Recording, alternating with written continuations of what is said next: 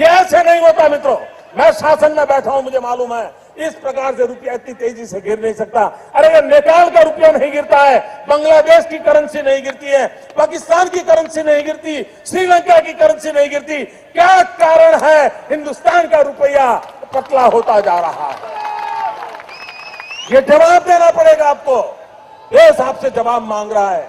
दोस्तों, ये जो वीडियो आपने अभी जो देखा है, ये उस समय की है जब प्रधानमंत्री पंत प्रधान बनने की छटपटाहट जब हो रहे थे, गुजरात से जब दिल्ली की तरफ आने के लिए उनके खिलाफ काफी साजिशें हुए थे मनमोहन सिंह के खिलाफ।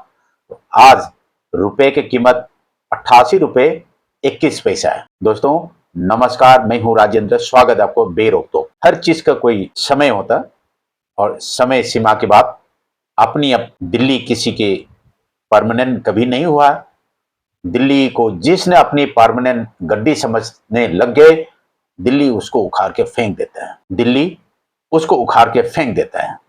दोस्तों बहुत चिंतित वाली बात है, बहुत गोपनीय समाचार है। कुछ चैनल के माध्यम से पता चला है ऑपरेशन 37, जो ऑपरेशन CIA चलाते हैं, जो ऑपरेशन जो बड़े राजनीतिक ऑपरेशन चलाते हैं, जब राजनीतिक ऑपरेशन चलाते हैं तो हर किस्म की साजिशें, हर किस्म की एजेंसी का मदद लिया जाता है। भारत में ऑपरेशन 37 CIA के द्वारा बहुत ही खतरनाक साजिशें, भारत की राजनीति जिस कर्तव्य भवन को अपने लिए सोच के बनाया था, ज्यादा दिन नहीं बैठ पाएगा, क्योंकि वहां पर ऑपरेशन 37 के मुहिम शुरू हो चुका है।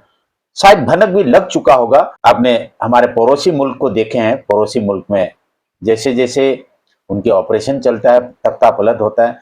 जब नवाज शरीफ जब विदेशी गया था, तो वहीं जब श्रीलंका से जब वापस आ रहा था, तो जनरल मुशर्रफ ने उसको रास्ते से ही गिरफ्तार करने का कोशिश किया था। तो मैं ये नहीं कह रहा हूं कि नरेंद्र मोदी जी जापान गए हैं, जापान से चाइना कल सुबह 4 बजे तक पहुंच जाएगा, तो वापस आते समय उस तरीके का ऑपरेशन होगा करके मैं कतई नहीं बोल रहा हूं। बट CIA की कॉन्स्पिरेसी में जो भारत के कुछ लोग उसमें शामिल है, यानी कि ऑपरेशन 37, यानी कि इसमें 37 बीजेपी के इनसाइडर MP इसमें शामिल है। ये उस जर्नलिस्ट का खुलासा है। मैं उस जर्नलिस्ट के नाम बता देता हूं, सेबियो रॉड्रिक्स, गोवा क्रॉनिकल के फाउंडर है, गायत्री देवी। ये दोनों का कन्वर्जेशन है, मोटा मोटी जो आधे घंटे के 40 मिनट के उनकी कन्वर्जेशन है। दोस्तों उसमें सेबियो रॉड्रिक्स, गोवा क्रॉनिकल का जो एडिटर है, इनकी धमकी भरी लहजा उन 37 MPओं को ऊपर, यानी कि उसके लहजा से पता चलता है कि ये नरेंद्र मोदी के सपोर्टर है, अमित शाह के सपोर्टर है। तो मुझे एक चीज ये समझ में नहीं आया, क्या ये अमित शाह को पता नहीं चला?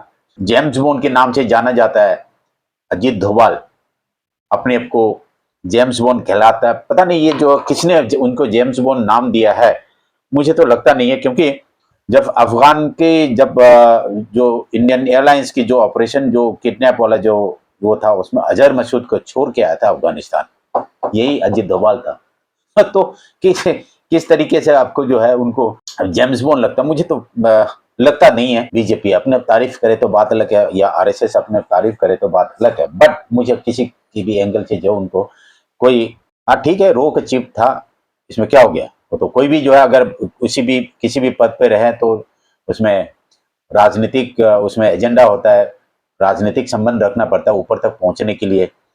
और कुछ संस्थाएं जो है वो उनको अप्रोच करता है यहाँ तक पहुंचाओ करके, तो पहुंचा दिया, पहुंच गए।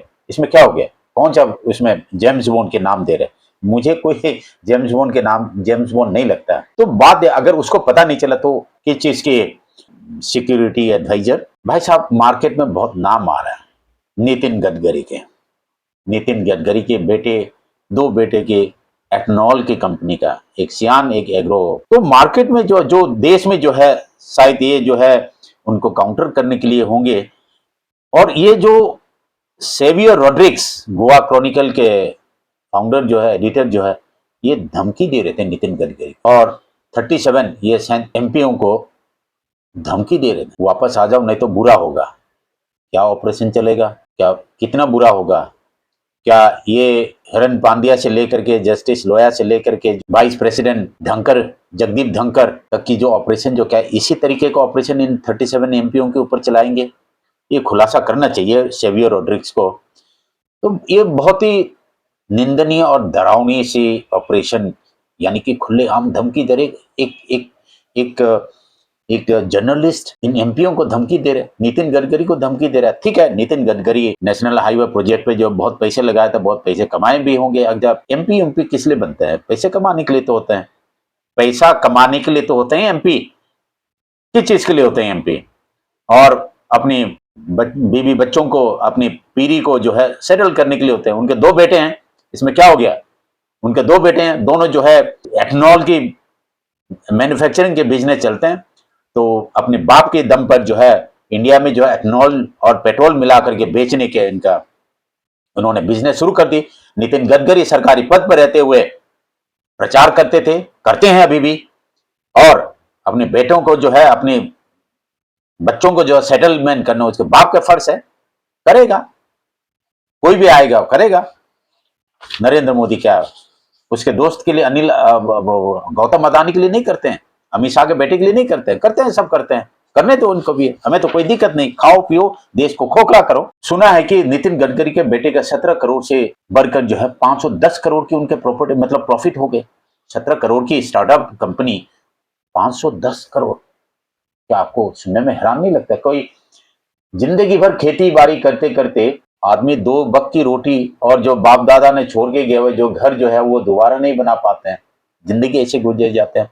तो ऐसे नितिन गडकरी के बच्चे हो गए, अमित शाह के बच्चे हो गए, किस्मत वाले हैं लोग। जैसे अजय डोभाल के बच्चे हैं, जयशंकर के बच्चे अमेरिका में हैं, ये लोग किस्मत वाले हैं। इसलिए तो बनते हैं मिनिस्टर, इसलिए तो सिक्योरिटी एडवाइजर बनते हैं, इसलिए तो फॉरेन मिनिस्टर बनते हैं। ये लोग पागल है क्या? करेंगे अपने बच्चों के लिए। तुम होगे तो तुम भी करोगे। दोस्तों, ये है खेल। और गुजरात खेमे और महाराष्ट्र खेमे दोनों के आपस में चीर फाड़ की नजर आ रहे हैं। तो ये हमारा काम नहीं है, लेकिन हमारा काम यह कि लोगों को बताना, आपको सतर्क करना, आपको सूचना पहुंचाना। मोदी साहब जापान में है, छोटे छोटे आंखें वाले। आज से 2 महीने पहले, जून महीने के आखिरी, जुलाई के फर्स्ट वीक, अहमदाबाद के एक कार्यक्रम में गुजरात आजम तो हमारा वजीर आला नरेंद्र मोदी, मिस्टर नरेंद्र मोदी ने ये शब्द कहा है, छोटे छोटे आंखें वाले गणेश। कितनी इनके मन में रेसिस्ट, कितनी बदतमीजी, एक प्रधानमंत्री होने के नाते इतनी बदतमीजी भाषा, अपने ऐसे भाषाएं बोले, ये माफी का लायक तो नहीं है। लेकिन चलो, हमारे प्रधानमंत्री है, सुनना तो पड़ेगा। जापान में गए, जापान मदद करने के लिए तैयार है। बुलेट ट्रेन के लिए जब इंडिया से, भारत से ड्राइवर के ट्रेनिंग के लिए जापान भेजेंगे, कुछ तो नौकरी मिलेंगे, अच्छी बात है, स्वागत योग्य है। फिर उसी दूसरे छोटे आंख वाले जो देश चाइना जा रहे हैं, भाई साहब कल सुबह 4-5 बजे तक पहुंच जाएगा। वहां पर भी भारत के भक्त लोग पहुंचे होंगे, वो नारा लगाने के लिए, और धन्य हो इस सदी के महानायक, ऐसे भी कहेंगे, मुझे मालूम है। वहां पर कुछ महिलाएं पहुंचेंगे, आंखों से आंसू आएगा और उनको भगवान की तरफ पेश करेगा। और इधर जो है उनकी जड़ काटने में नितिन गडकरी बैठे हुए हैं। सबसे महत्वपूर्ण बात, मजेदार की बात, भक्तों, दोस्तों, मेरे देश के अवाम, टिकटॉक के बैन हट गए हैं। हमारा महिलाएं जो है टिकटॉक बना करके पैसे कमाएं, और देखते रहिए निर्मला सीतारमण जी का पुराना वीडियो। आज 88 रुपये 21 पैसे हैं। कृपया एक बार तो एक सब्सक्राइब तो कर दो और एक लाइक तो कर दो, मुझे आपसे कुछ नहीं चाहिए। धन्यवाद। With a great sense of concern about the falling rupee, it is about to cross the 62 mark against the dollar. Indian economy and the state of affairs in the Indian economy, we know that the finance minister has been putting extra effort, going all around the world to see if we can get investment into India. Investment, particularly because there's a very worrying